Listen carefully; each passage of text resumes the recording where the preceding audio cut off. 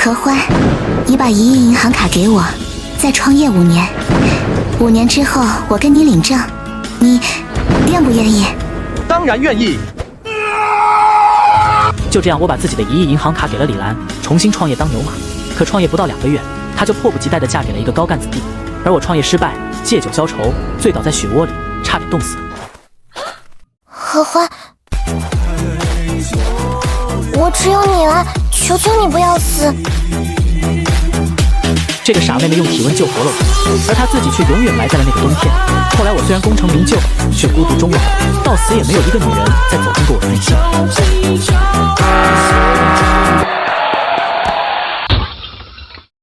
善良的人啊，由于你拯救了上帝，我可以实现你一个愿望。愿望吗？这一刻，何欢脑海里闪过的只有那个在冰天雪地里用生命把她救活的傻妹妹。我没有愿望。不，这就是你的愿望。合欢，年轻的郭老师，距离高考263天，我这是在哪？难道我重生了？这里是大智一中，我的天，我这是做梦吗？欢子，别说了，再说郭老师要暴走了。合欢，你不学习就去后边站着。我靠，好疼！这不是梦，我居然重生到了高中时期2007年。合欢，你昨晚是不是又去网吧通宵了？是。你知不知道你家有多困难？你知不知道你这学期学费都没交？你妈一个人那么辛苦的把你抚养长大，你去网吧上网对得住她吗？你要是不想学习，可以去外面打工，免得浪费你妈辛辛苦苦赚来的工资。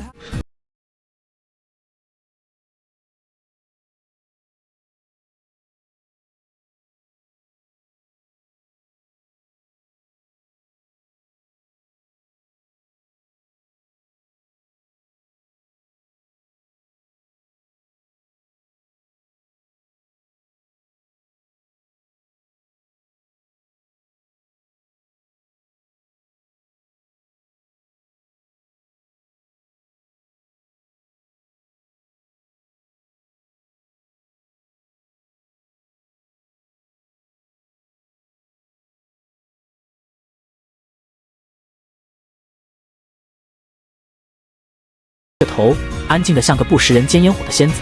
李兰，上辈子你给了我终生难以释怀的羞辱，如今重活一世，我定加倍奉还。不会吧？难道这孩子真的被自己骂醒了？合欢，这个函数怎么求导？这是一个简单的3角函数。合欢智商一直都很高，再加上刚才也确实是在认真听讲，他自信地走上讲台，拿起粉笔3下5除2就写下求导结果。不错，回座位坐下吧。合欢，你不坐下吗？不了，我怕我坐下来又想睡觉。他难道真的幡然醒悟？合欢，你确定要叫你妈来学校吗？喂，郭老师，麻烦再多等几天，等我这个月发了工资，肯定第一时间就把学费补上。不是这个事，合欢妈妈，刚才合欢说她不想住校了，让你过来把被子、棉絮什么的都拿回去。啊，这是她自己的意思吗？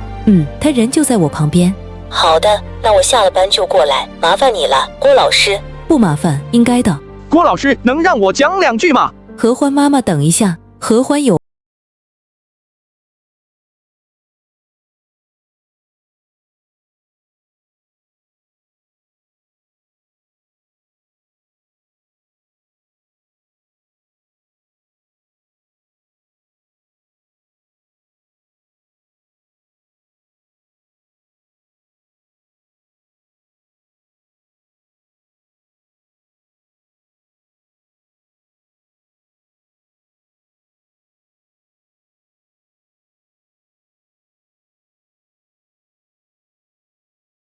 李班花，你妈好厉害啊，居然把合欢给骂哭了。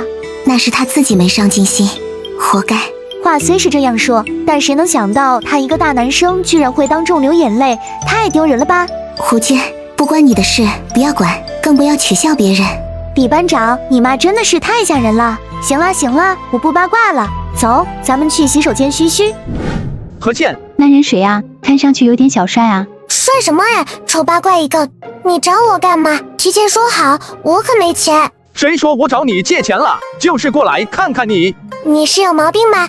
哎，你急什么？等下咱妈要来学校，晚上咱们一起出去吃。咱妈不上班吗？怎么突然要来学校？具体放学之后再说，我就是过来通知你一下。等妈把钱看得比命还重，她才不会出去下馆子。放心吧，晚上我出钱。你天天上网，哪来的钱？这你别管，反正我身上有钱。合欢，你不会特意过来忽悠我吧？什么合欢，我是你亲哥。放心吧，我生活费还有一些。欢子，郭老师在外面跟你说什么呢？没什么。那你怎么又哭了？是不是郭老师把你昨晚通宵的事告诉你妈了？我说曹鑫，你今天胆子怎么这么大？再说话，郭老师可要单独找你开会了。欢子，郭老师到底给你灌了什么迷魂汤？什么迷魂汤？你还不承认？你自己看看，你居然上课做这么详细的笔记，你还是我认识的欢子吗？有些同学不要自己不学习，还要影响别人，再给我说话就滚出去。曹鑫把头深深地埋在桌上课本的后面，一脸幽怨地看向余欢。黑发不知勤学早，白首方悔读书迟。还在这里装，我看你能坚持多长时间？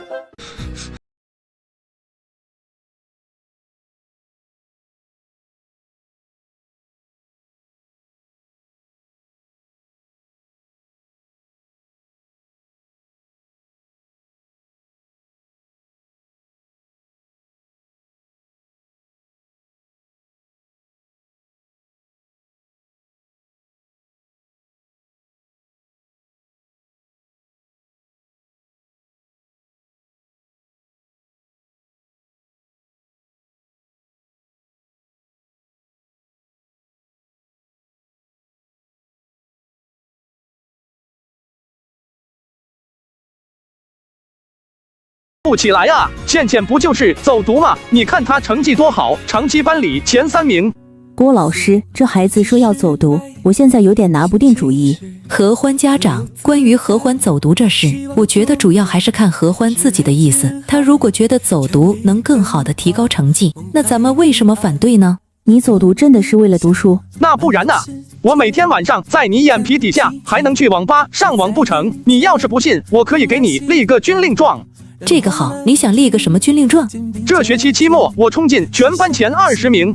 你可真敢说啊！全班63人，你一个倒数第一，居然想用不到4个月的时间冲到前20名。既然是军令状，如果你没办到，那该怎么办？郭老师说了算。如果期末你没考到前20名，我会给你安排双倍的寒假作业。你要是考进了，我个人奖励你500的现金。好，没问题。合欢，你先回教室上课，我带着你妈把手续办理一下。下午放学，你就可以把寝室里的东西带回家了。妈，我已经跟倩倩说好了，下午放学后咱们去外面吃。花这个钱干嘛？不过郭老师就在旁边，刘梅也不好表现出来。行吧，我知道了。欢子，你干嘛呢？不读书了吗？你在胡说什么啊？我是嫌课本放在桌子上太碍眼了。这真的是我认识的那个合欢吗？不是吧？郭老师不就把你妈妈叫来学校了吗？你居然就起名投案了？你是读书的料吗？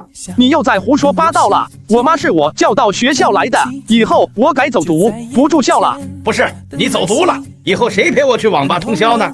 老同学，我是说假如哈，假如多少年后，你的某个同学当上了大老板，你好不容易鼓起勇气去找你那个同学谋个职位，结果因为你什么技术都没有，那个同学想帮你都帮不了，只能给你安排个保安队长。那个时候的你，是否会后悔现在没有拼搏一把，考个好大学？切，谁是大老板？柯磊军吗？欢子，不是我吹，我以后就是饿死，也不会找柯磊军那位君子。随你怎么想吧，我现在是幡然醒悟，一心只想考个好大学。欢欢，晚上你们还要上晚自习，哪有时间去外面吃？你和倩倩就去学校食堂，我把你的这些东西都搬回去。那怎么行？我都跟倩倩说好了，我这里棉被、衣服这么多，你一个人也拿不下。吃完饭后，你先拿回去一部分，剩下的下了晚自习之后，我再带回来。可我肚子又不饿，要不你和倩倩出去吃，我回家自己随便弄点。妈，以后我也能赚钱，咱们该吃吃，该喝喝，钱就是用来花的，不能委屈了自己。瞎说，还要存钱给你上大学、娶媳妇呢。好了，妈，就今天奢侈一回，行不行？而且不要你出钱。你的钱不都是我的钱？你也好意思说？对对对，我的钱都是你的。妈，我要去上课了，放学之后等我和倩倩一起吃饭。刘梅看着合欢的背影，欣慰地笑了笑。何倩，你不去吃饭吗？你去吧，我今天到外面去吃。不会是跟下午来找你的那个帅哥一起吃饭吧？什么呀？那是我哥啊！你哥也在一中吗？怎么从没听你说过？他有什么好说的？不良少年一个。不是说哥哥都很宠妹妹的吗？他是你亲哥吗？不是，我才不要这样的哥哥。怎么不是？咱妈就在楼下，你去问问，咱们是不是血缘上的亲兄妹？倩倩又跟你哥吵架了吗？哪有，他非说我不是他亲哥。何倩，你下次再说这种混账话，看我打不打你。何倩跟何欢不一样，从小就是乖学生，听着周围人各种赞美长大的，所以此刻被刘梅当众训斥一顿，只感到心里一阵委屈。行了，妈，他也就是玩笑话，你也不要动不动就上纲上线。走，出去吃饭。欢欢，你带我们去哪吃呢？就在前面几十米有一家乡巴佬菜馆，就在这吃点得了呗，还跑那么远干嘛？何欢当然知道刘梅在担心什么，那家要干净卫生很多，最关键的是菜也不贵。果然刘梅在听到不贵这2个字后也就没再说什么。一个荤菜就够了，这牛肉38块钱一份，太贵了。哪里贵了，都是这价格。再说倩倩最爱吃牛肉了，既然出来吃，就稍微吃好一点。这一瞬间，何倩突然觉得自己哥哥形象变得伟岸起来了。他确实喜欢吃牛肉，可是从小到大，只有在过年的时候才能吃上。妈，不是说这顿饭是我哥出钱吗？谁出钱谁点菜。你哥哪来的钱？还不都是我给他的。再说你哥这学期的学费还没交呢。要不让我哥不读了吧？我带你出来下馆子，你就是这样报答我的。那怎么行？你哥就算成绩再不好，那也至少让他高中毕业，不然以后出了社会怎么生存？何倩不以为然，而何欢现在着急自己穿越带来的那张银行卡里究竟有没有钱。妈，你们等我一下，我出去买套试卷。刘梅听了颇为欣慰，顿时觉得这顿饭钱花得太值了。哈哈哈，谁能想我不光重生了，还能带着1亿现金回来。欢欢，你怎么去这么久？快过来，菜已经上齐了。在书店遇到一个同学，耽搁了一会儿，你们等我干嘛？快吃吧。装模作样。你哥现在不一样了，今天我去学校，他班主任都夸他了。我还不了解我哥，肯定是他闯祸了，所以他班主任才请你来学校。不是，是你哥要走读了，让我过来把东西搬回家。你要走读？何欢，你有病吧？咱家那个房子就那么2间房，你回来我住在哪？你住你自己房间啊。那你呢？书房啊，书房不是有个小床啊？那是我晚上学习的地方。那咱俩换个房间，你睡书房，我睡你房间。更不行。妈，我觉得咱们现在住的那个房子有点小了，咱们要不要？你睡你自己房间，你哥睡书房，就这么定了。我叫你跟我抢书房，我把你给吃穷了。又不能让妈妈知道我有一个小目标，又想让她住进大房子，该怎么办呢？总算是想到怎么在妈妈面前把钱洗白了。妈，你们等一下，我去买个彩票。你买那东西干嘛？都是骗人的。我就只买1张2块钱，就算没中也不要紧。谁说不要紧？2块钱也不少了好吗？不是妈，你这是干嘛？打真的需要你请客吃饭，这钱你拿着，平时买试卷、买笔或者买些零食都需要钱。我银行卡里还躺着1亿现金呢，每天光是利息就有1万多，我需要妈妈偷偷的塞生活费吗？何欢，你哪来的这么多钱？妈，这钱不是偷的，也不是抢的，是我自己挣的钱。放屁！你一个高中生能挣什么钱？而且我从来没见到你给别人工作过。我其实一直都在买彩票。你中了彩票？中了20万。你再说一遍，中了多少？20万。那钱呢？怎么只剩3000了？在股市里。你还会炒股？之前每次去网吧上网，其实都是为了偷偷摸摸的炒股。那20万还剩下多少？你不会亏没了吧？妈，你不要紧张，我在股市上还赚了10万。何欢本来想说50万的，但他真怕刘梅心脏受不了，只能是说少一点。那这30万都还在股市上？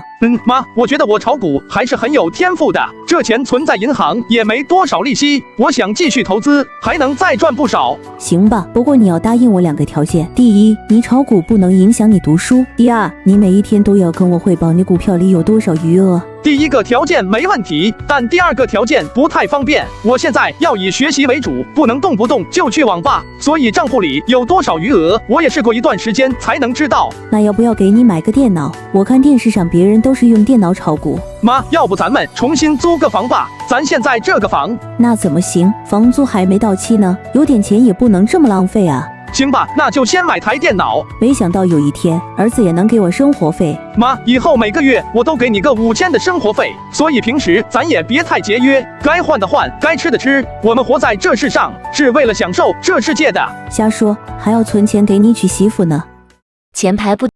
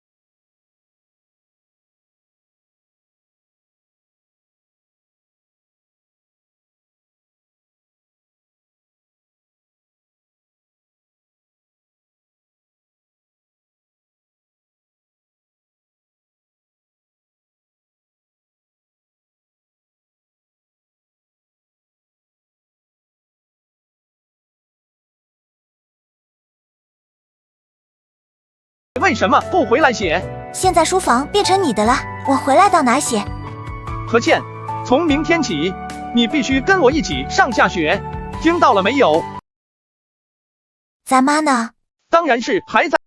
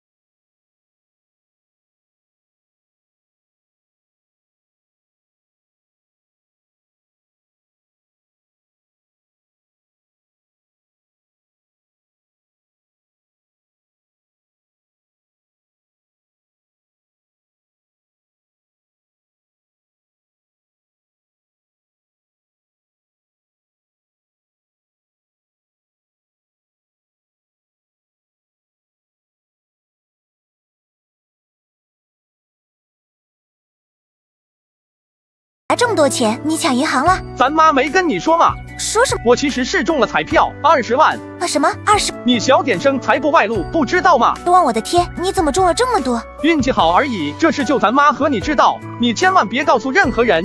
你把钱都给咱妈了？没有，还在我这。那你把钱给我，我来帮你残债。你才几岁你就管钱？咱妈都没说这话。那还不是怕你乱用钱？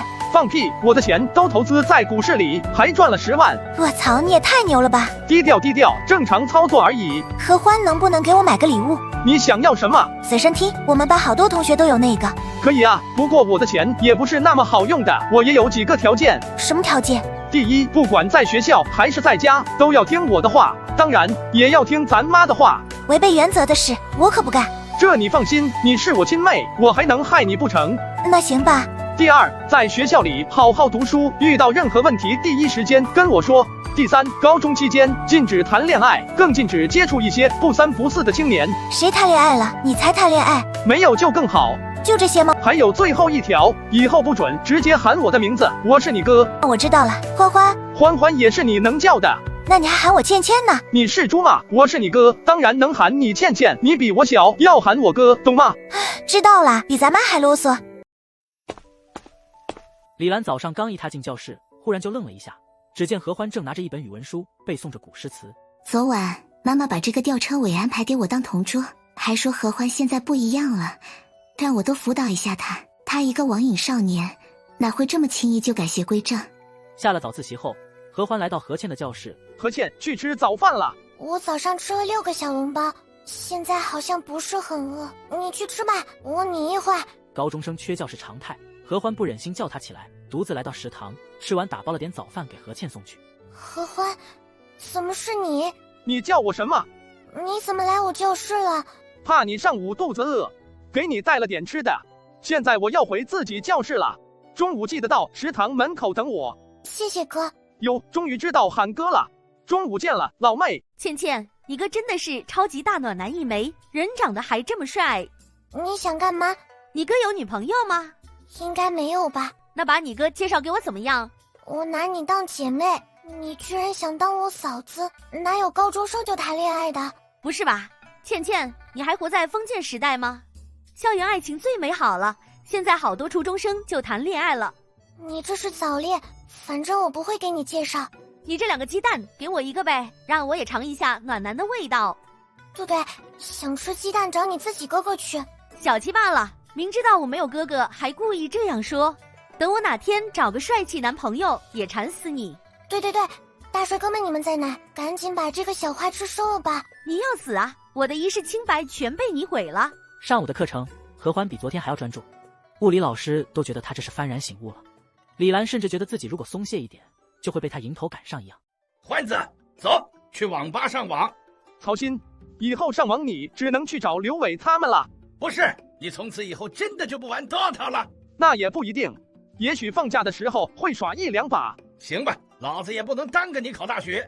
曹鑫，大学里有大把的时间可以玩游戏，但前提是你得先考上一个好大学，你懂我说的意思吧？我这人静不下心来，每次看书看不了一会儿，心思就不知道飞到哪里去了。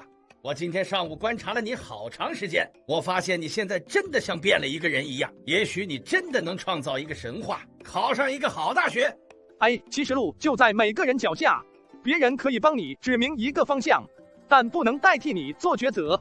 你想过什么样的生活，就要付出什么样的努力。何欢，你怎么这么慢？你都等你老半天了。哥哥好，我是倩倩的同学姚鑫。你好，你这是要跟我们一起吃饭吗？对啊，我爸妈要上班，中午家里没人，他非要死皮赖脸的跟我一起，我也没办法。没事，咱们上2楼。啊，你俩去2楼吗？2楼的菜很贵的。何欢，要不咱们就在1楼吃吧。那何必呢？走吧，我请你俩吃饭。你请我吗？那怎么好意思呢？啊，不好意思，那你就别跟着一起了。你这人怎么这样啊？我就说说而已。再说又不是你请客。3人嬉嬉闹闹的来到2楼，相比于1楼的人满为患，2楼的学生就要少很多。只排了一会儿队，就到了何欢3人。何倩看着上面的价格，暗暗啧舌：牛肉之类的荤菜6元，猪肉类的荤菜4元，青菜2元。按正常学生的食量，至少是2个菜。他犹豫半天，还是说道：一个番茄炒鸡蛋，一个青椒肉丝。这点菜哪够？再加1份牛肉。啊，你点这么多，我哪吃得完呢？高中那么辛苦，每天不知道要死多少脑细胞，你能吃多少吃多少，实在吃不完就算了。我要是有个这样的哥哥，那该多好。高中食堂的桌椅非常紧张，3人打了饭，因为找不到空桌椅，就回到各自的教室了。倩倩，平时看你节衣缩食的，我还以为你家里条件不怎么样，没想到你原来是个富2代呀。你在说什么呀？我家里确实条件不怎么好，我爸在我1岁的时候就意外去世了啊，是我妈一个人把我们兄妹俩拉扯大。对不起，我不知道是这么个情况。这有啥？我早就已经习惯了，而且我并不觉得我比别人要差点什么，因为我有一个很爱我的妈妈，当然还有我哥。那你哥怎么还带你吃这么好？因为他打肿脸充胖子呗。我靠，欢子，你今天发财了吗？居然吃这么好？1顿饭而已，一惊一乍的干嘛呢？欢子，你今天哪来的钱？今天不是没去上网吗？就多出来几块钱。吃过午饭，何欢就匆匆离校了。他坐个的士来到商业街的手机城，选了一款诺基亚 N73。何欢又看了看旁边的电子产品展柜上的 MP3，他挑了一个最贵的步步高随身听。你这 MP3 是准备送给你女朋友的吧？我哪有什么女朋友，是送给我妹妹的。我妹妹今年15岁，你觉得是这个粉色好看，还是这个白色好看？这个我也不好说，不过我想是15岁少女的话，应该更喜欢粉色。那行，那就选这个粉色。麻烦你帮我弄个漂亮的礼品盒。你对你妹妹可真用心，你妹妹有你这样的哥哥肯定很幸福。拉倒吧，天天跟我有仇一样，就差指着我的鼻子骂娘了。那你就不懂了吧，兄弟姐妹之间越是吵架感情越深，他现在是不懂事，等他再大一点，他就会知道你的好了。谢谢你，不过我妹妹从小就懂事，以后也会一直懂事下去。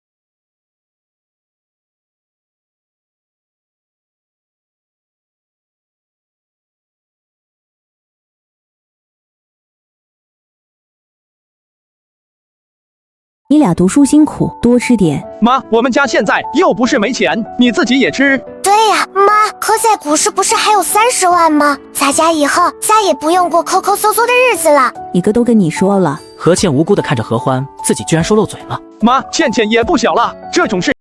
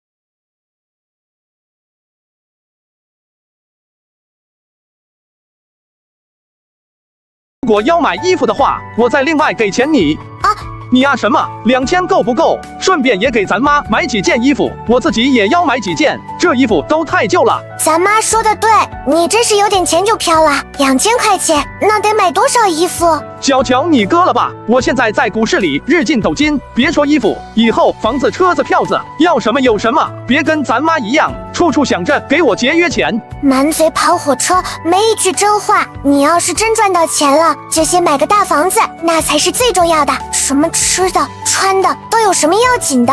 以前那么困难都熬过来了。哥，你买了手机？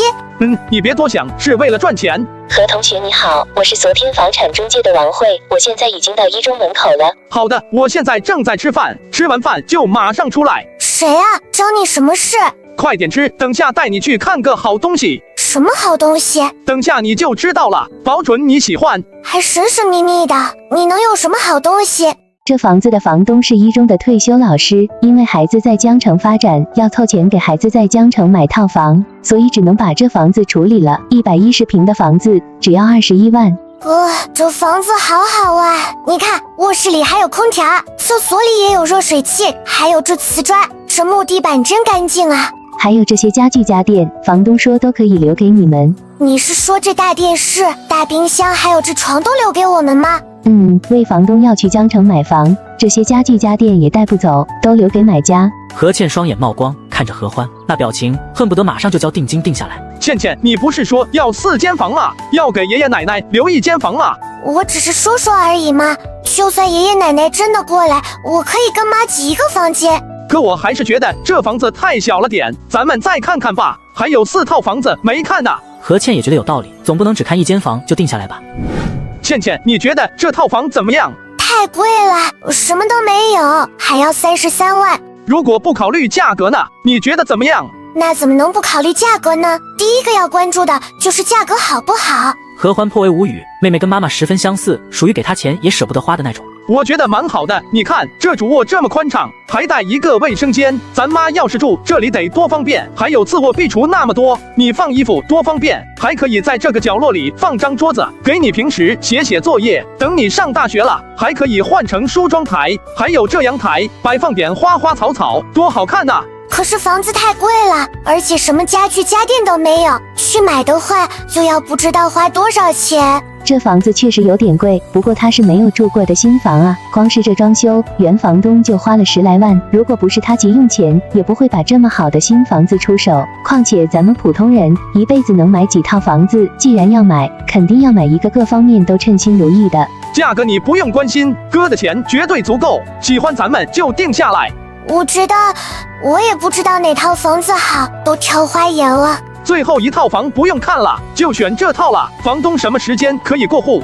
我马上就跟房东联系，不过你不砍价吗？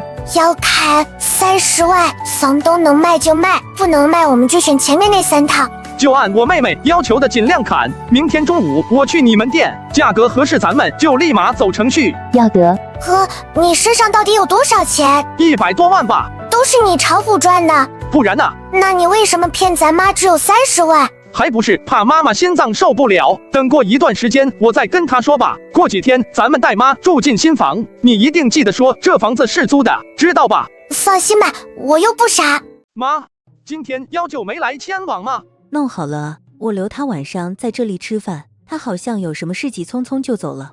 免费的晚餐不蹭，难道幺舅是转了性？你快来看看这电脑能用了吗？欢欢，你快看一下，你那30万还在不在？妈，今天周六股市休市，得到星期一才能看我股市账户里有多少钱。这样啊，那行吧，你们兄妹俩先来吃饭。妈，你慢慢吃，我去帮倩倩用电脑填个资料。这电脑是买来给你工作用的，你们兄妹俩谁都不能用来打游戏。知道了。怎么了？ MP3 不见了吗？我昨天晚上明明放在抽屉里面的，怎么会不见呢？今天妈和幺舅都来了这个房间，也有可能是他们收起来了。咱妈不会乱动咱们的东西，肯定是幺舅偷走了。你们在说幺舅什么坏话？妈，你今天在这个抽屉里看到一个小礼盒一样的东西吗？我今天没有打开这个抽屉，怎么了？有什么东西不见了吗？有一个 MP3 不见了，那是倩倩同学借给她的。妈，你打电话问下幺舅，他今天牵网线的时候有没有看到 MP3？ 行，我现在就跟你幺舅打个电话。电话接通后，刘梅简单问了几句就挂掉了电话。他说他没看到，也没拿。怎么可能？除了他，没人进这个房间。那什么3具体多少钱？我赔给你同学吧。妈，钱倒是小事，只是我幺舅，包括我二舅是什么人性，你自己也清楚。咱们跟他们有血缘关系，正常交际往来肯定少不了，但涉及到金钱或者其他核心问题，你一定要守口如瓶。我知道了，下次不管什么事都尽量叫外人吧。倩倩，这是好事，别生气了。这怎么还是好事呢？400多块呢？对呀，才400多块，就让咱妈认清一个事实，要是以后幺舅他们找咱妈借钱，那损失可就大了。要我说，干脆跟那2个舅舅断掉关系，老死不相往来。咱妈是刘家的长女，所以对2个舅舅总有一种责任感，就像咱们兄妹一样。咱爸去世了，咱妈一个人吃苦，也要把咱们兄妹俩抚养长大，这就是她作为母亲的责任感。你能说这种责任感是错的吗？可咱们跟幺舅不一样，咱们是妈妈的孩子，他们只是弟弟，而且他们已经成年了。血缘关系是与生俱来的，也是最难割舍的。2位舅舅是什么人，咱妈心里其实非常清楚。你以后少说那种绝情的话，会让妈妈夹在中间为难。咱们要做的是想办法让自己强大起来，只有这样，其他人才不敢欺辱妈妈。怎么才算强大？地位和财富，有了这2样，别人自然就对你有敬畏之心。你现在能一边读书，一边还能挣这么多钱，以后咱妈就靠你撑腰了，我估计是不行了。你好好念书，将来考个985，那你这社会地位不得蹭往上涨。你想那时候咱妈腰杆子直不直？也是，你高考估计没啥希望了，那就好好赚钱。我呢，就好好念书，咱们一起让妈妈挺直腰杆子。我其实念书也很厉害的，你不要看不起我。哥，别吹牛了行吗？我还不了解吗？以前的我确实是太混账了，不过我现在已经不一样了。不信你看吧，我的成绩会跟坐火箭一样往上涨。拉倒吧，你就不是读书的料。你俩怎么过来了？姚鑫非要送你。昨天谢你请吃饭，哥哥收下可乐吧。你喊谁哥哥呢？那是我哥。你哥就是我哥啊。喊我名字或学长。学长，可乐你收下吧。高中生早恋瞎胡闹，必须掐灭。我不喝甜的，你拿回去。姚鑫一时不知所措，低着头看着脚尖。人家请你，你就拿着，叽里咕噜说这么多废话干嘛？行吧，这可乐我就收下了，但下次别再送了。姚鑫，我们回教室，我哥就是个大猪蹄子，咱们不理他。那俩女生是谁？你妹妹，她同学为啥送你可乐？我妹和她同学，估计是还人情。还好不是表白，你这闷葫芦哪有人喜欢？何欢鬼使神差偷看了李兰一眼，瞬间想起上辈子被拒的耻辱。那是一个下着小雨的晚上，自己鼓起勇气给李兰发了个 QQ 表白。李兰回复的很快，只有简单一句话：你觉得你配得上我吗？拒绝的方式有很多种，李兰选择了最羞辱人的一种。何欢才明白，一个男人如果没钱，是毫无尊严可言的。老子勾勾手指，美女排着队嫁我。这也是故意说给李兰听的，是对你觉得你配得上我这句话的回应。为你同学生气，姚鑫都哭了，你就算不喜欢也得委婉点。他刚见面就喊哥，明显不只是还人情，收下只会让他误会，更耽误人。倩倩，咱妈经常说，在什么年龄段就做什么事。校园恋爱听着很唯美，但那只是荷尔蒙分泌下的一时冲动，绝大部分是不会有结果的。任何做不到的承诺，都是对另一半的不负责任。那如果从校园恋爱最终步入婚姻的殿堂呢？那当然没问题，不过这种概率又有多少？连大学生都是毕业即分手，高中生又怎么维持着一份感情一直到结婚？所以我跟妈妈态度一样，坚决反对高中生谈恋爱。原来你拐弯抹角说这么一大堆，就是怕我在学校谈恋爱。何欢，咱妈都没你这么小心眼。这能怪我小心眼吗？上辈子我可是亲眼目睹你从一个清纯少女学霸堕落成精神小妹，那我不得防患于未然吗？我是关心你，大学谈恋爱可以，但对象得我把关。我成年了有自己想法，过分我就不要你生活费了。跟你说个事，王姐谈的房子，房东只让1万，我同意了。32万，咋不再谈看？房价涨得快，怕房东涨价。回家你从妈那把户口本、身份证拿来。拿这个干啥？房子过户给你。过户给我？我高3没空，明天你请假跟我去中介，王姐带你办过户。我不会啊，万一搞砸了咋办？锻炼下能力，以后我开公司还需要你，放心，跟着流程走就行。要不过户给妈吧？不行，妈知道会骂我，这是奖励你的，以后还有更好的，听话就行。妈，我们老师说明天要带户口本和身份证，说要做个什么登记。再过1周中秋，学校放假吗？估计放1天，晚上还上晚自习。中秋还上课？高3任务重，妈，你想回外婆家？你外婆身体不好，想带你们回去看看。我不去，我不要回爷爷奶奶家。妈，放假我们陪你去。倩倩，咱们去吃个饭就回来。再怎么说，那也是你亲外婆、亲舅舅，你不能跟他们像个仇人一样。妈，你休息会吧，我跟他沟通。哥，你让我回外婆家干嘛？我是真的不想看到他们。我也不想，但为了妈，委屈下不行吗？别让他为难。知道了。去洗澡，早点睡。你又偷偷玩游戏？这不是游戏，是股票。妈，你快来，哥股市里有30多万。咋了？你看，哥股票里的钱。这是真钱，不是假的。你不是说周末看不了吗？真的，交易不行，但能查余额。我记差了。妈，我有钱了，以后让你过好日子。欢欢真有出息。妈，别哭了，我以后也好好读书，孝顺你。我只是太高兴了。妈不要钱，只要你们兄妹俩有出息，以后不受人欺负，我就算死了也安心了。妈，别乱说，我宁可自己一无所有，也想要你健健康康、平平安安。妈，以后别把死字挂嘴边，我害怕。好，妈不说了，咱娘仨好好的。好了，快去睡觉，我要去洗澡了。你去洗吧，我再研究一下这股票是怎么回事。你年纪轻轻，研究什么股票？你现在的任务是好好读书，赚钱是我的事。何倩一脸的不开心。这样吧，明天我重新给你买个随身听，你想听什么歌，现在就可以下载。歌怎么下载歌曲？你快教教我。何同学，你们来了，房东李总也已经到了。不好意思，因为我和我妹要放了学才能过来，让你们久等了。我也是刚来没一会儿，你确定要买我那一套房吗？那当然，不然我和我妹来这里干嘛？王经理应该给你说过吧，最低32万。32万就32万，没问题。你问我这么多，是担心我没钱吧？放心，我今天来就是付款的。王姐，流程该怎么走？现在就给钱吗？不，合同还没签呢，你们稍等一下，我把合同范本打出来。何同学，麻烦你把身份证给我看一下。不用，是过户给我妹妹，我就是过来交钱的。我说不要，我哥非要过户给我。这一套房子30多万呢，我咋没有这样的哥哥？行吧，那把你身份证号给我看一下，我把合同弄出来。付款的话，我们是把钱直接交给房东吗？你要是觉得不安全，也可以去银行弄一个监管账户，等房子过户完成，钱自动转给房东。我都行，我直接转给你，有合同和转账记录在，也不怕出现什么意外。李总，要是没什么疑问，咱们这就把合同签了。我签嘛？不然呢？这是给你买房。真是看不出来，你一个高中生出手这么豪气，不知道的还以为你这是要金屋藏娇。他还敢金屋藏娇？要是让我妈知道了，不打死他才怪。你这小姑娘就不懂了吧？一个家庭里面，谁掌握财政大权，谁说话就算数。你哥这么有钱，你妈才管不了他。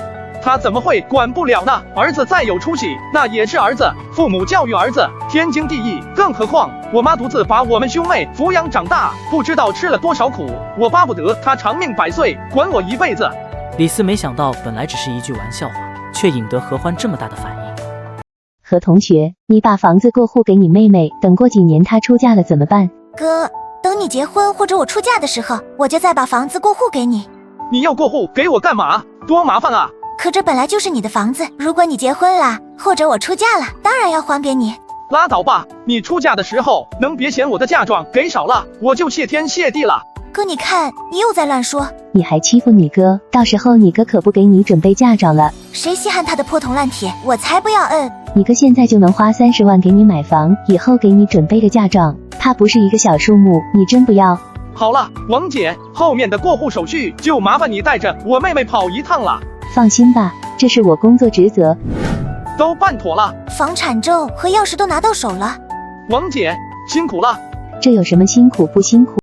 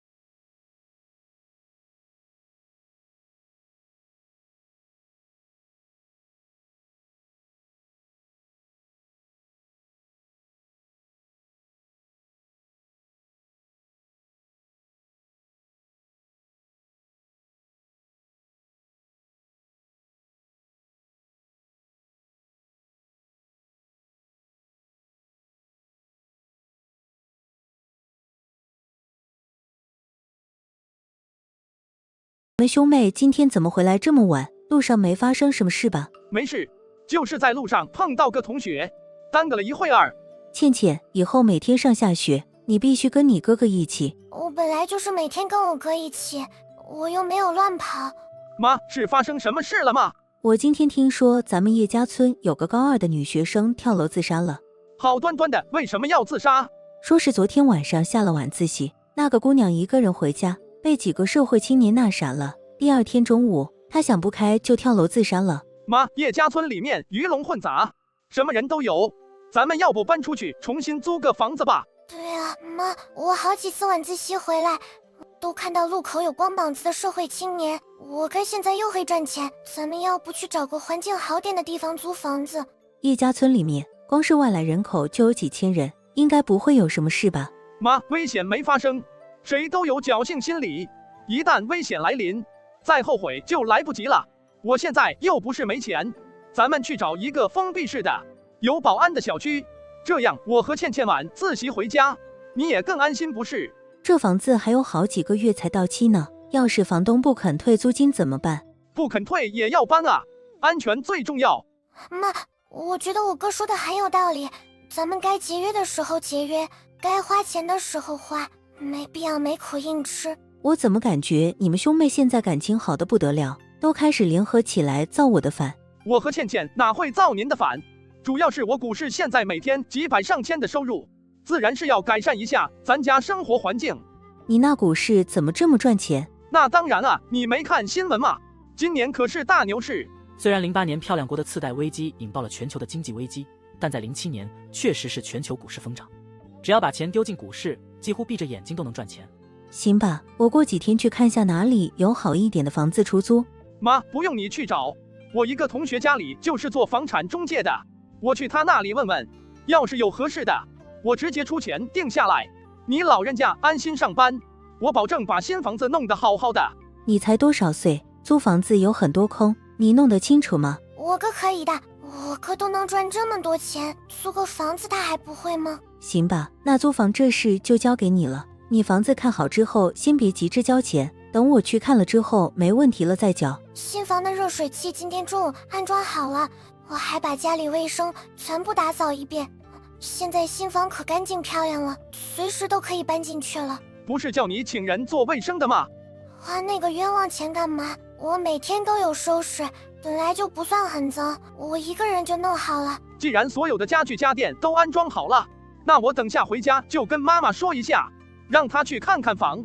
妈妈肯定会喜欢的，咱们马上就可以搬进新房子了。妈，我和倩倩今天去看了一个房，就在我学校旁边的那个房子挺好的，1年租金才5千。等下吃完饭，你要不要去看一看？5千是不是贵了点？不会不贵，那是一个新房子，里面所有家具家电都是新的，我和我哥都特别喜欢。妈，保证你也会喜欢。行吧，那等下我去看一眼。房东你约好了吗？房东出国去了，所以租房这事都是我同学的家长说了算。他知道我要带你去看房，所以把钥匙给了我，等下咱们直接去就可以了。这些人真想不通咋想的，租房这么重要，怎么全交给中介负责呢？因为房东跟我同学的家长是亲戚，所以对他比较信任。再说他这种有钱人，其实也无所谓那点租金，只是想让房子有人住，有点人气。哥哥说起谎来脸不红心不跳，以后可要小心点。你和倩倩都想租这个房间吗？那当然啊，不然我和倩倩也不会带你过来。既然你俩都喜欢，那就租这里吧。也不知道这房东怎么想的，这么新的房子也拿来出租。房东都出国了，肯定是不缺钱的。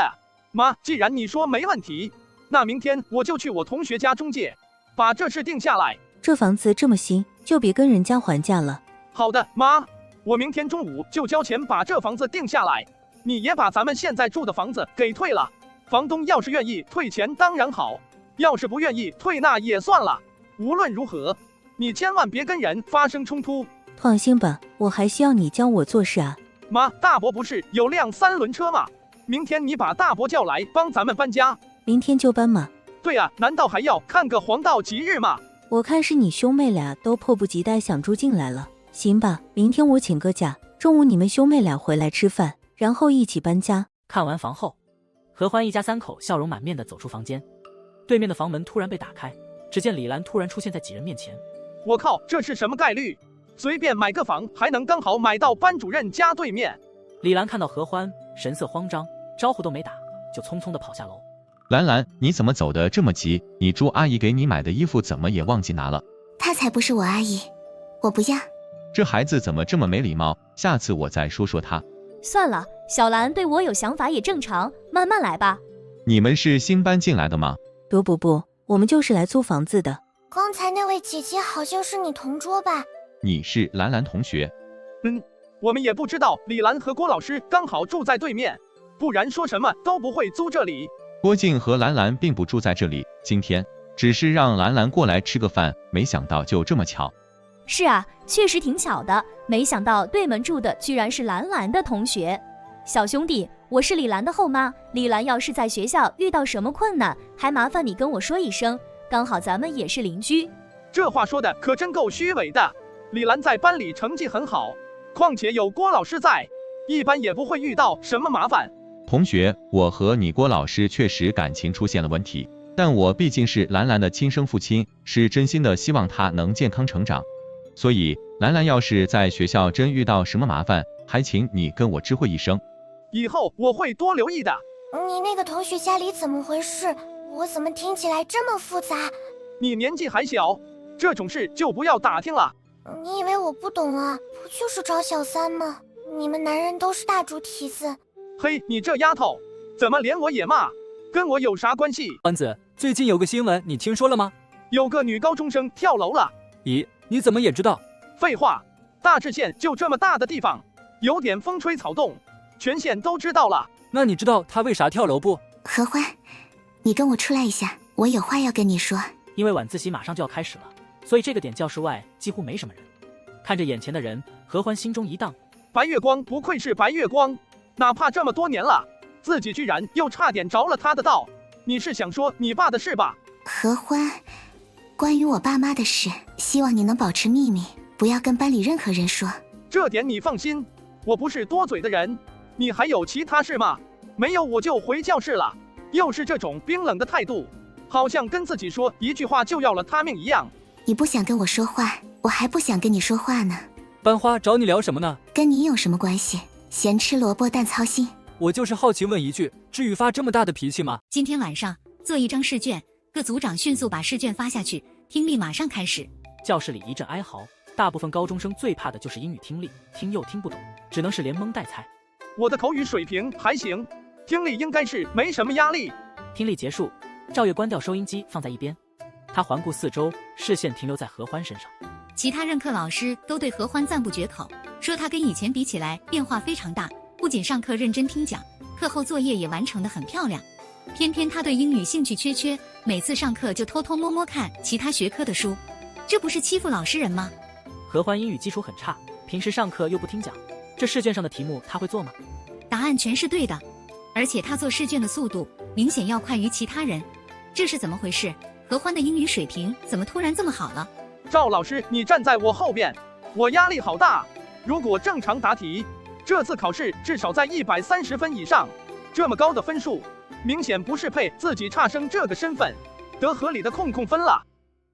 晚自习结束后，何欢和何倩回到家中。妈，你今天就开始收拾了吗？明天搬家不知道要收拾多少东西，就把这些穿不着的衣服先收起来。你俩把东西放下来，过来喝点鸡汤。何欢闻言也不客气，舀起一碗鸡汤吃了起来，却发现刘梅坐在餐桌旁边，一副心事重重的样子。妈，你是不是有话要跟我说？欢欢，你现在股市上还有多少钱？好像是35万多点吧。就这么几天，又赚了几千块吗？妈，你别拐弯抹角了，是不是我那2个舅舅又找你借钱了？我又没把你炒股的事告诉他们，他们来借什么钱？那你这是要干嘛？明天不是要搬到新房子去了吗？咱家这些床单被套都太久了，小市场那边买的质量也都一般般。何欢总算是恍然大悟，问道：妈，你是不是身上钱不多了？刘梅先是一愣，随后轻轻的点点头，一股愧疚感瞬间涌上何欢心头。她站起身说道：妈，我出去取点钱，你等我一下。这么晚了，你去哪取钱？要不明天再去吧。不要紧，外面有取款机。那你好歹把鸡汤喝完啊。回应刘梅的是砰的一声关门声，何欢已经匆匆出门了。妈，我哥前几天不是给了你3000吗？加上你哥给的那3000，我现在身上也只有7800多块钱。新房光是4件套就要几千块，还有电饭煲、锅碗瓢盆等等零零散散的东西，我担心身上的钱不够用。何倩听完，心情十分沉重。这一段时间，她跟着何欢动不动就是几万块甩出去，让她有了一种已经变成有钱人的感觉。哪曾想自己的妈妈依然还是捉襟见肘，全身上下也仅是7800块钱。妈，我把我身上的钱都给你。我要你的钱干嘛？刘梅说到一半，忽然愣住了，只见小钱包里一摞红彤彤的100。你哪来的这么多钱？都是我哥给的，他有事没事就给我塞1-2张横100，不过我都没有乱用，最多就是买点零食。我所有钱都在这里，有1800多。自己儿子身上揣着几十万，没想到你儿也有接近2000块的零花钱，合着全家上下就自己在紧巴巴的过日子。你现在在学校的所有费用都是你哥给的，你身上还带着这么多现金干嘛？万一丢了怎么办？这钱我帮你存着。何倩看着手中的红100消失，突然一阵后悔，自己没事这么孝顺干什么？本来是个小富婆，现在倒好又成贫困户了。不对啊，妈，你又怎么了？你哥所有的钱都在股市里，他租房子，还有你的这些零花钱都是哪里来的？这加起来可不是一笔小数目啊！你们有事瞒着我？我不知道。刘梅一看何倩这个样子，就笃定她肯定是在说谎。你要是现在说出来，我可以既往不咎；不然，等我从你哥哥那里知道真相，看我怎么收拾你。一听这话，何倩真的有点怂了，因为她知道何欢一定会把她出卖了。与其被老哥出卖，不如先出卖老哥，死道友不死贫道。我亲爱的老哥，委屈你了。其实我哥身上还有不少钱。刘梅早就料到会是这个结果，倒也并不意外。不少是多少？100多万。你说什么？刘梅甚至怀疑自己听错了，又问道：你确定是100多万？我哥自己说的，但现在应该只有60、70万了。怎么会少这么多？买房，明天咱们要搬过去的那套房子，其实是我哥买的。刘梅先是惊讶，随后又是一阵失落。她不理解为什么这么重要的事，何欢都可以告诉何倩，却偏偏要瞒着自己。她是觉得自己这个妈妈不可靠吗？妈，我哥也不是故意瞒着你，他是怕你心脏不好，一时接受不了。你想想刚才，你只是含沙射影说自己身上钱不多了，他哥下晚就出去给你取钱，我哥心里可关心你呢。刘梅看着桌子上那半碗鸡汤，想起儿子的背影，终于是莞尔一。好啊，好啊，你们兄妹两个以前只是鸡飞狗跳，现在倒好，联合起来欺负我这个外星人了。妈，你又在胡说，你怎么会是外星人呢？说吧，你们兄妹还有什么瞒着我的？何倩就把买房和买家具家电的经过大致讲了一遍，只听得刘梅频频皱眉。一个床就要1万多，你哥脑子里装的是什么？这么贵也买回来，你怎么不知道阻止你哥？那我哥非要过付给我，我有什么办法？房产证呢？在新房柜子里。明天把房产证交给我，我来保管。何倩只感觉这一幕似曾相识，小时候自己要是收到一点压岁钱，妈妈都说交给她保管，可管着管着，这钱就自动变成妈妈的了。你想干嘛？房产证这么重要的东西，能放在你手里吗？搞丢了怎么办？明天必须把房产证交给我，不然，哼。知道了。何欢回到家中，明显感觉家中的气氛有点不对。妈，我把钱取回来了。刘梅一声不吭地收起现金，转身就朝自己屋里走去。何欢心里咯噔一下，看向何倩，却见她眼神躲闪。我去洗澡啦。你现在洗什么澡？没看到你哥碗里的鸡汤冷了吗？还不去锅里帮你哥热一下？何倩小脸通红，点点头，起身就去厨房。咱妈怎么回事？怎么突然发这么大火？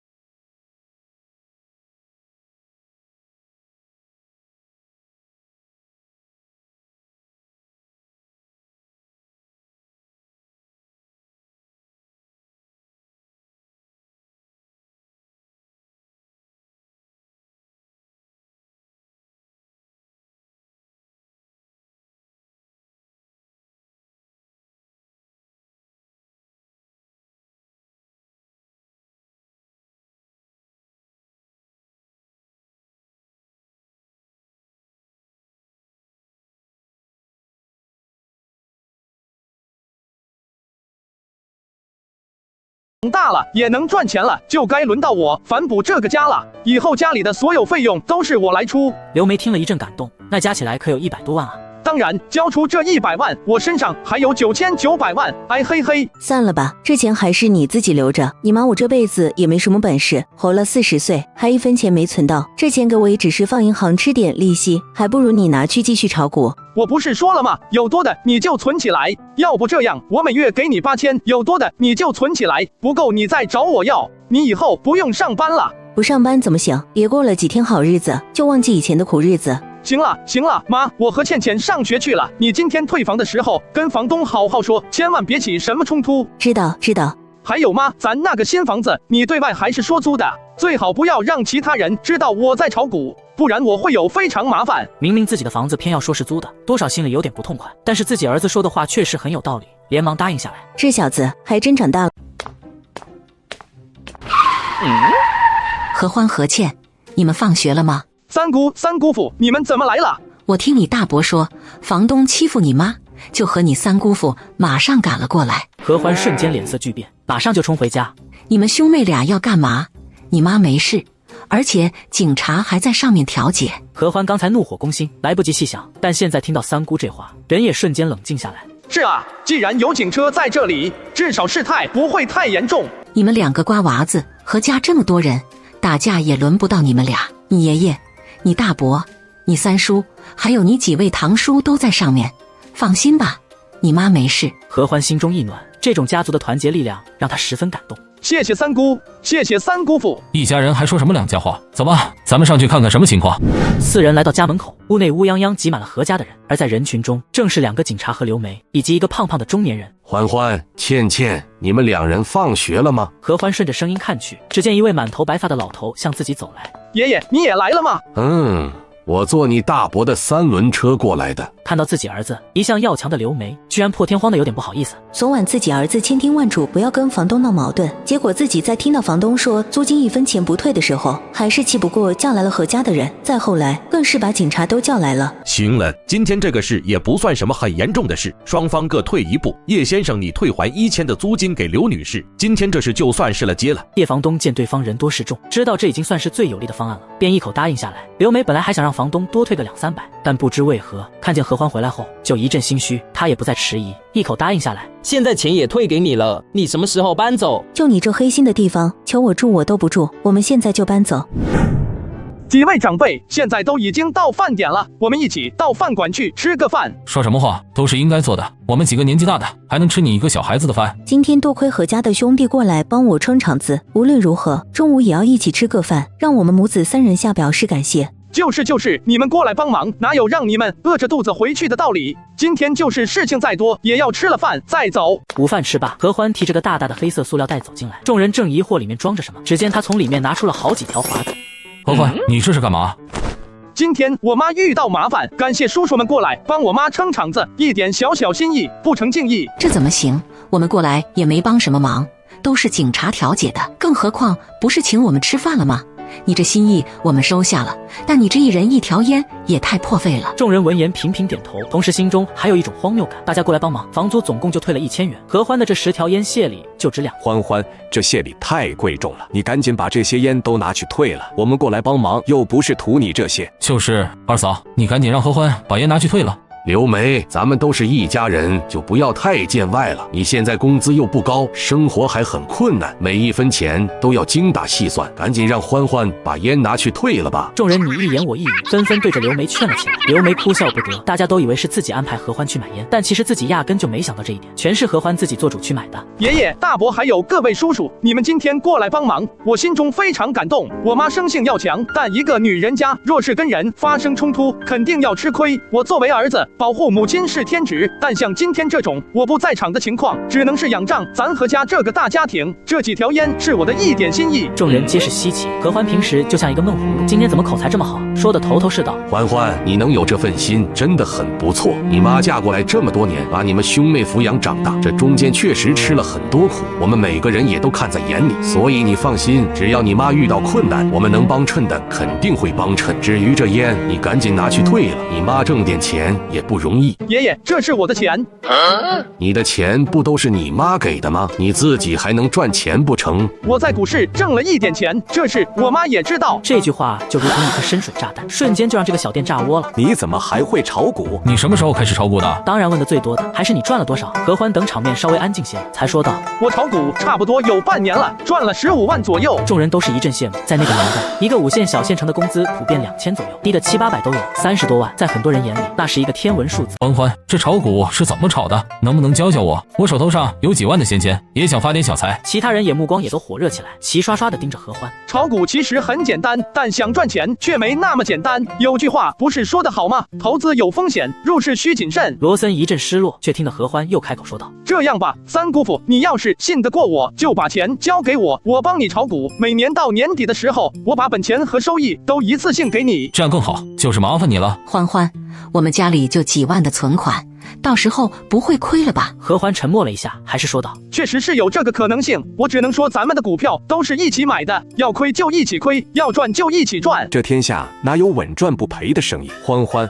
我投你3万，你要是亏了，我肯定不会怪你。堂叔们都很有兴趣，除了2人说要回去跟家里商量一下，其他3人当即就表示要投点钱进来。合欢重活一事，有心想弥补大家，自然不会拒绝，但他必须得把风险给挑明了。欢欢，爷爷也投你1万，不为了发财，咱孙子有出息了，我必须得支持一下。欢欢，你要是赚了你自己拿去花，你要是亏了，就算爷爷的。放心吧，爷爷，我再怎么说也不能把你和奶奶的养老钱给亏了。等年底赚到钱了，我在老家盖个大房子给你们养老。何家旭开怀大笑说道：还是你小子会哄我开心。合欢还真是这样打算的，等明年开春就把老家的房子推掉，重新盖个大房子。他是借着这次机会，故意用开玩笑的语气说出来，好让家人都有个心理准备。怕什么？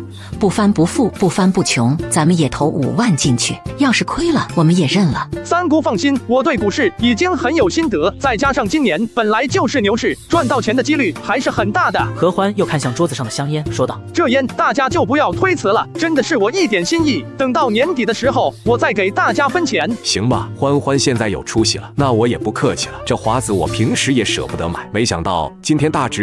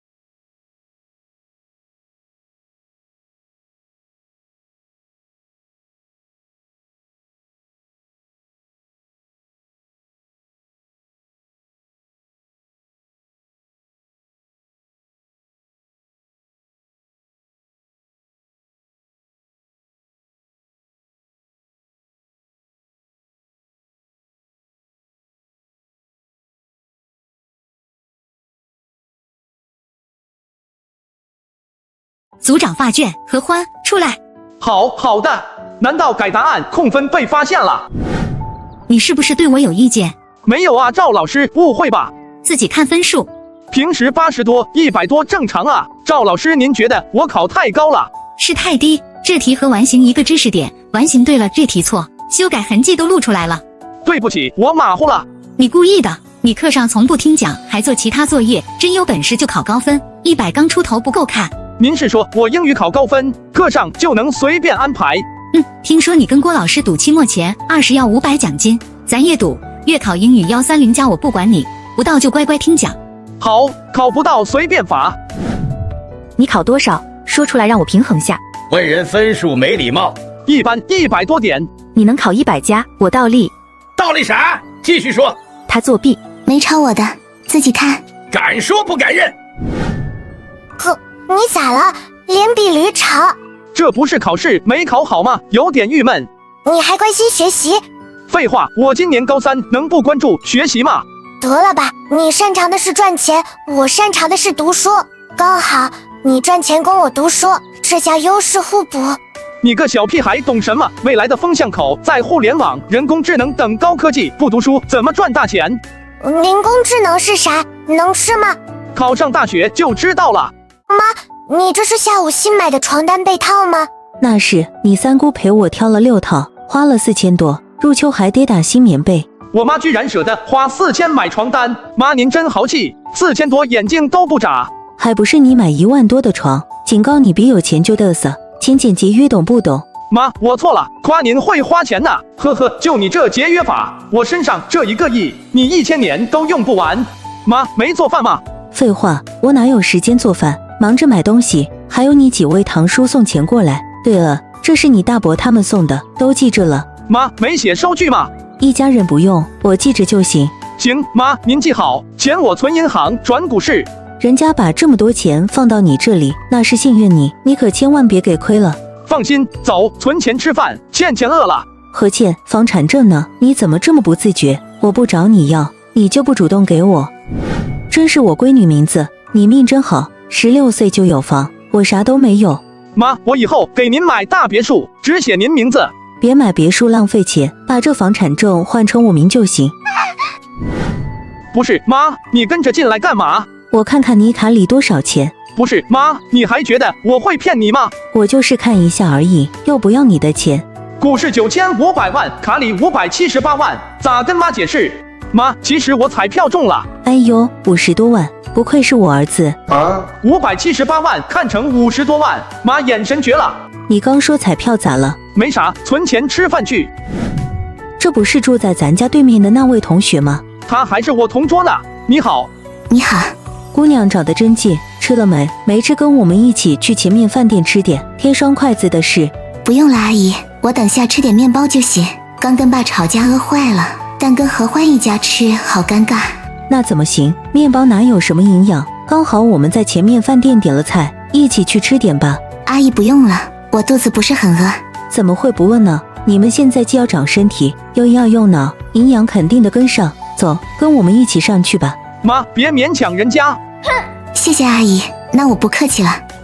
让你不想我去，我偏去。呵，你带女同学来家庭聚餐，这是啥操作呀？同桌，咱妈非要叫的。李兰同学快坐，阿姨给你点好吃的。阿姨不用客气。倩倩，你点啥了？牛肉、千叶豆腐、辣椒炒肉、鲫鱼汤。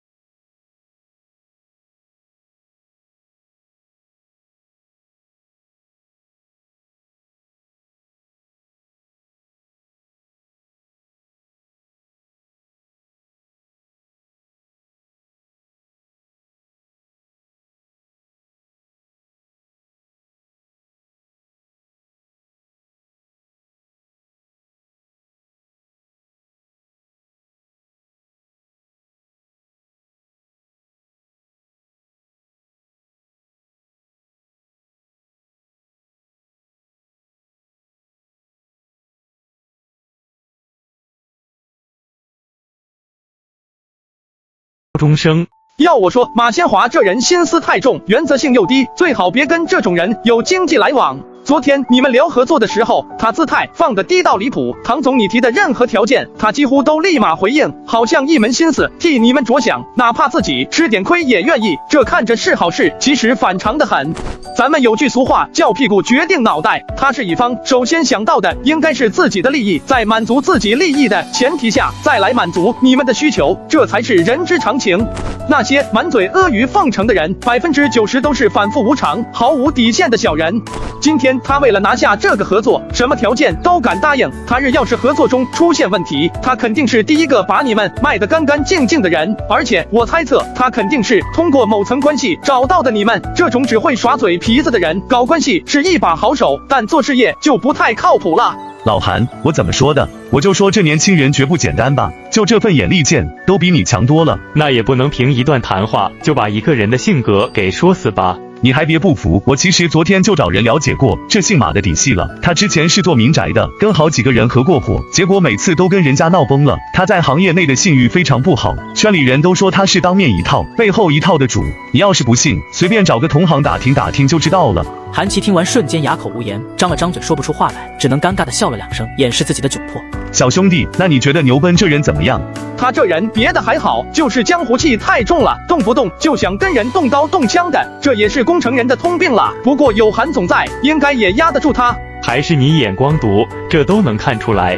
你分析得很对，但是有一点你可能不清楚，牛奔这人以前就是一个街头混混，后来是跟着一位贵人才开始翻身的。单独一个牛奔当然不要紧，但他后面那位才麻烦，弄得不好就是招一个祸害进来。他后面那位是谁？柯志邦。好家伙，柯志邦我上辈子可太熟了，他是靠开矿起家的，早就积累了亿万家产，可惜毒瘾大的离谱，去外地赌一场就输了2个多亿，直接元气大伤。再后来国家扫黑除恶，已经落魄的他被当作黑恶势力直接关了进去，从此大治县就没了这么1号人物。不过现在这时候，柯志邦在大治县可是势力通天的主，一般人都不敢惹。现在就是手心手背全是雷，选哪个都得砸出祸根，要不是资金卡脖子，这楼盘我指定自己全包圆了，哪用跟这俩货纠结？唐总，你那资金缺口多少？500万吧。怎么，小兄弟你还能帮我解决？我有个朋友手上闲钱不少，我打声招呼，500万应该能借你们。我没听错吧？这高中生啥逆天人脉？500万说借就借？不对，这朋友怕不是他自己吧？高中生拿500万，比我当年砸锅卖铁创业还猛。这小子怕不是家里有矿吧？小兄弟，你可听真切了啊！是500万，不是500块买辣条、买奶茶的零花钱。我知道，利息2分，借1年，你们没意见吧？自古英雄出少年，你要是真能把500万拿出来，我直接让你入股20%，这楼盘卖了，你至少能赚500万，相当于白捡1套房。纠正下，是我朋友入股。行，你朋友就你朋友，我只认钱。韩总，你那边是什么意思？唐总意思就是我的意思，只要你拿出500万，咱们就立马签协议。你们企业账户呢？发给我，我今天就叫我朋友转账。至于协议，其他的我不太关心，我就想知道，除了您俩，还有其他股东啊？没了，我出1500万，老韩500万，你朋友500万，总共2500万，股份按出资分，你朋友和老韩各占20%。唐总，如果没有别的事的话，我就先回去上课了。小何，要不我开车送你？不用，1中离这儿几步路，我溜达着就到。你们慢慢聊，不用管我这个打酱油的。唐总，你咋看出这小子不简单的？凭感觉，现在一看，这小子比我想的还牛掰。500万说拿就拿，说话做事比混了10年商场的老狐狸还老练，绝了！可不是嘛，高中生就有这实力，我家那小子要是有他1半优秀，我韩家祖坟都得冒3丈青烟。我让他入股，就是想结个善缘。这小子绝非池中之物，今天跟他搭上线，他指定能带着咱们飞黄腾达。你刚才说要介绍大女儿给他认识，不会是想结亲家吧？放屁，我能做那事，别瞎猜。承认吧，唐总，换我有这么优秀的女儿，我也往这方面想。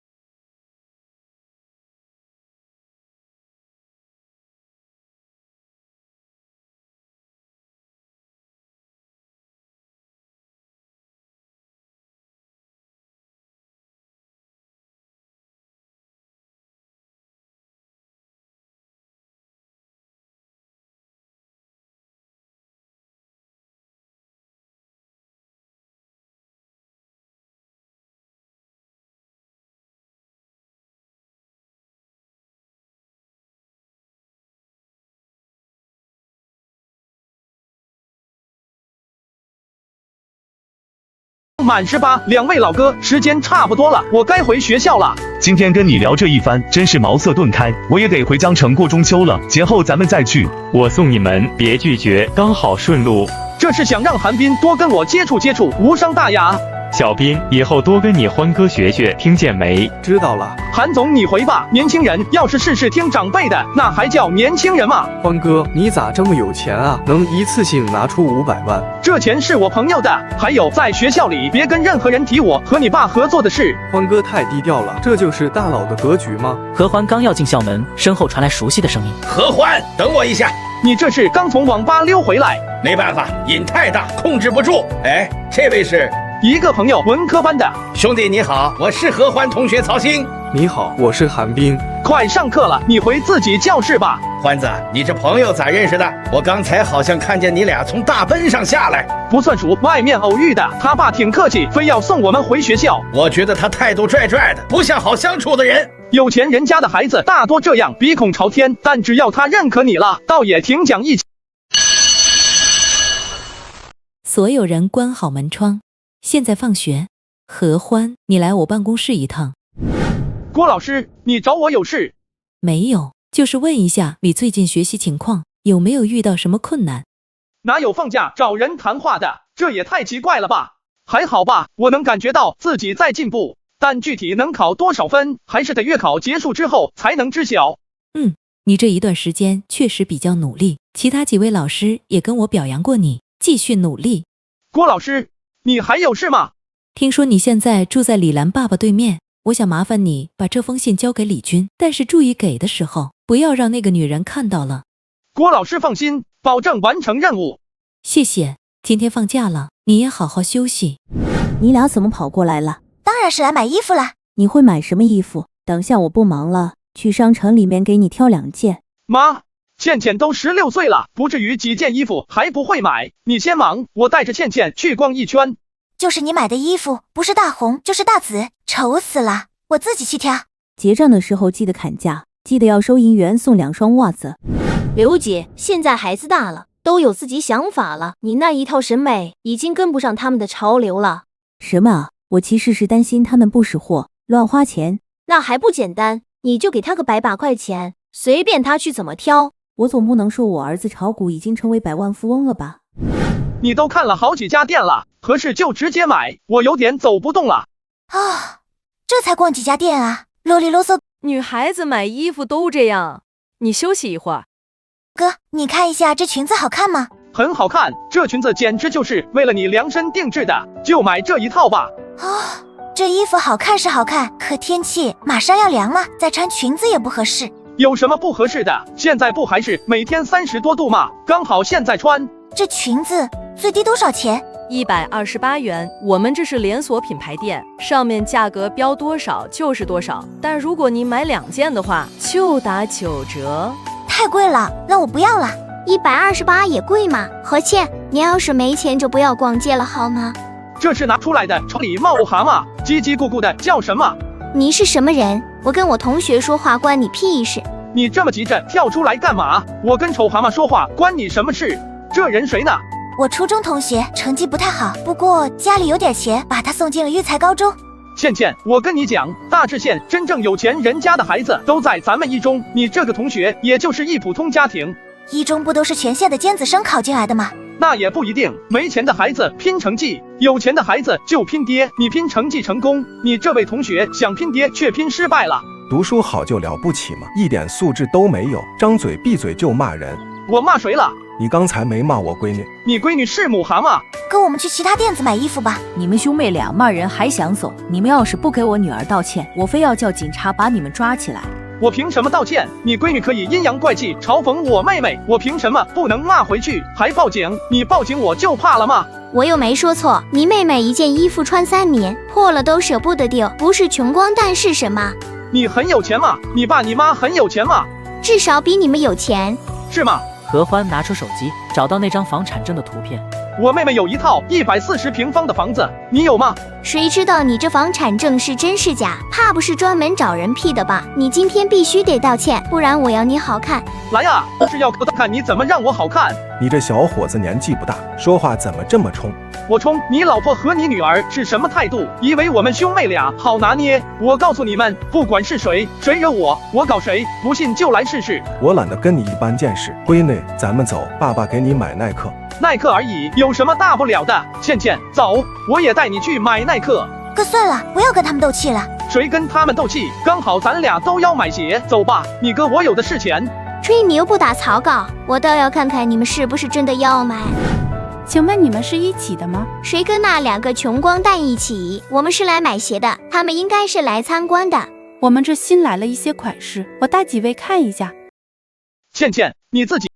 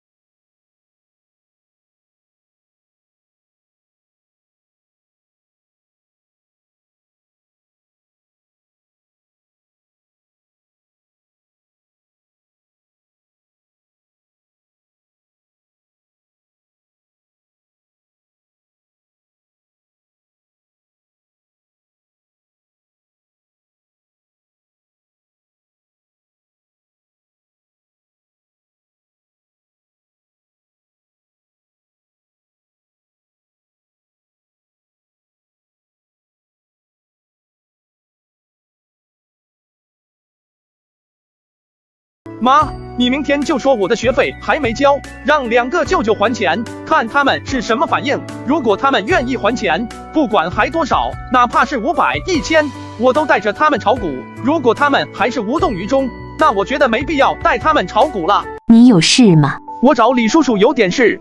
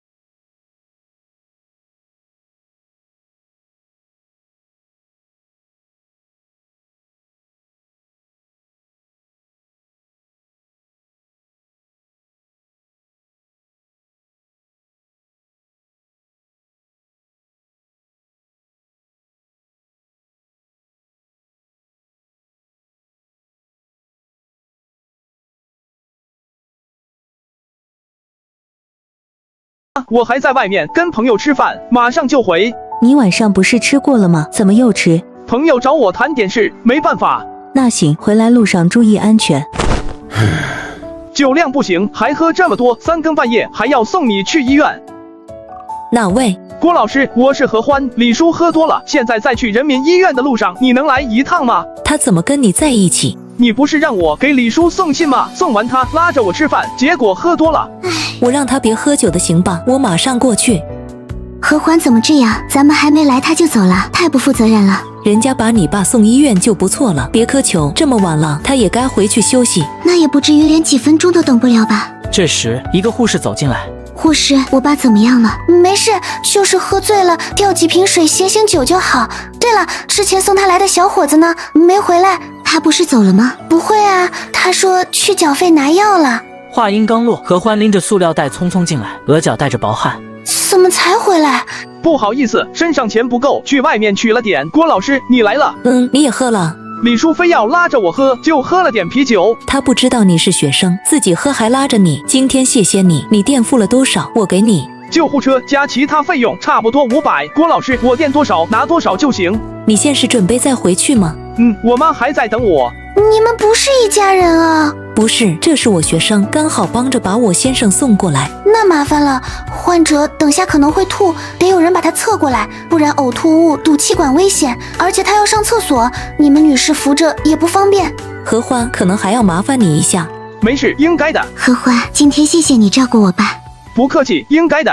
今天你跟李军吃饭，他有没有说什么？他说朱敏怀孕是假的，是故意骗李兰的。他还说了什么？他说他每天回到家就压力非常大，感觉呼吸都是错的，所以这才……背叛就是背叛，这些都是借口。行吧，现在也没什么事，你到隔壁床休息一会儿吧。郭老师，以前有个人跟我说了一句话，我觉得很有道理，我想说给你听一下。什么话？他说一个和尚自己不吃肉，那他是一位得道高僧，但如果这个和尚要求周围的普通人也不吃肉，那他就是一位妖僧。没想到何欢这个吊车尾居然还给自己上课了，可是他的话又好有道理，自己竟然无法反驳。兰兰，你爸还没醒吗？还没有。李叔应该还要一会儿吧，不过吐了就是好事，胃就没有那么难受了。何欢，你自己也喝了酒，应该没事吧？傲娇班花居然也会说出关心人的话，我喝的啤酒，而且喝的不多，没事。妈，我出去给爸爸买瓶水，他醒了可能会口渴。片刻后，李兰提着塑料袋回来，递给何欢一罐冰镇王老吉。知道你爱喝茶不爱喝饮料，所以给你买了这个。王老吉算是茶吗？明明是饮料好吗？不过这不是重点，重点是今天的班花好奇怪啊，不仅话变多了，而且还轻声细语的，十分有礼貌。何欢，你最近家里是不是发财了？这救护车医药费几百块，你掏的比喝水还轻松。这是我妈。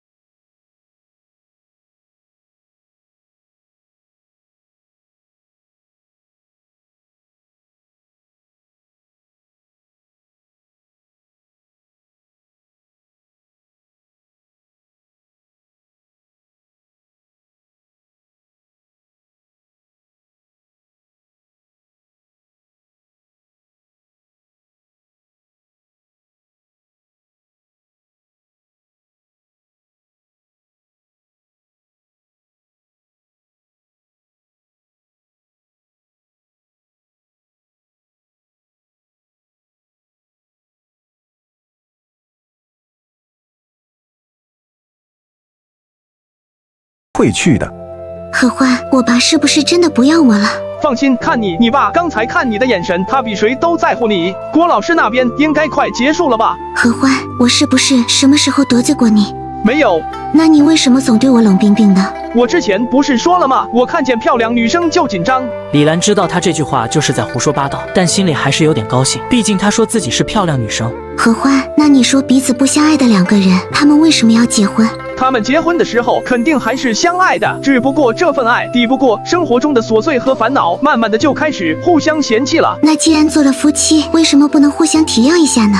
所有人都是站在自己的立场来考虑利益得失，没经历别人的生活，很难做到感同身受。那如果婚姻的最终结果就是苦难与不幸，那我们又何必去结婚呢？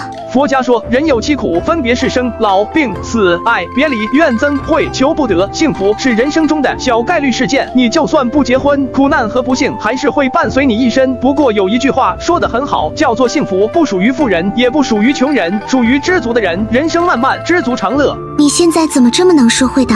你不看电视的吗？电视里这种情感节目比我说的还好听。荷花，兰兰走了。兰兰，最近爸爸对不起你和你妈，以后我会跟朱敏断了联系，好好陪在你身边。你说的是真的？但爸爸已经醒悟了。小兄弟，今天真的谢谢你，下次有机会我再请你喝酒吹牛。荷花还是个学生，你老要他喝酒干嘛？你要喝酒自己一个人喝，别带坏我的学生。对了，小兄弟，你跟我闺女是同桌，成绩是不是也挺好的？你在班里大概多少名？名次很稳定，而且上升空间特别大。你可真会往自己脸上贴金，倒数第一还好意思说？今天的李兰怎么怪怪的？她的傲娇气呢？怎么变得跟个小女生一样？我也没说错啊，是吧，郭老师？确实没说错，成绩稳定到第一，上升空间可不是很大吗？小兄弟可真有趣。不过说实话，以你的见识和谈吐，就算成绩一塌糊涂，以后也会出人头地发大财。李叔过奖了，郭老师，如果没什么事的话，我就先回去了。今天辛苦你了，路上小心点。